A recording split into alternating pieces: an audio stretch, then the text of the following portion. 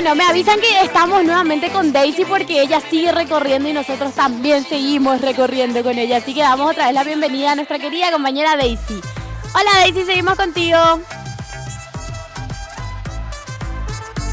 Seguimos disfrutando de esta hermosa mañana aquí en el Rodeo Drive, recorriendo con Shirley, quedando maravilladas con las marcas. Así que es momento ideal de quitar nuestra tarjeta de Banco Familiar. Vamos a aprovechar que las compras aquí son alucinantes y hay un producto muy bueno de Banco Familiar que tiene justo lo que necesitas. Pensando en vos, te da la opción de abrir tu propia cuenta digital donde quieras y cuando quieras, estés donde estés. La apertura de la cuenta lo podés hacer vos mismo ingresando a www.familiar.com.py o descargando la app de Banco Familiar. Selecciona la opción cuenta digital, seguí los pasos y listo. Entérate más llamando al 0811 3322 o al asterisco 3322 desde tu celular.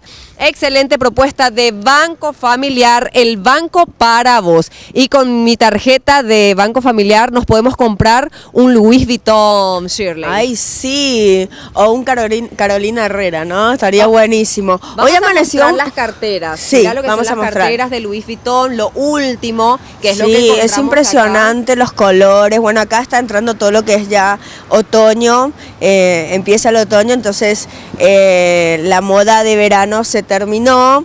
Está en outlet, como se dice acá. Bueno, vienen las rayas para el verano, eso vimos mucho. Sí. No, es impresionante. Los colores neutros también, de acuerdo a lo que muestra Louis Vuitton. Bueno, nos sentamos, disfrutamos.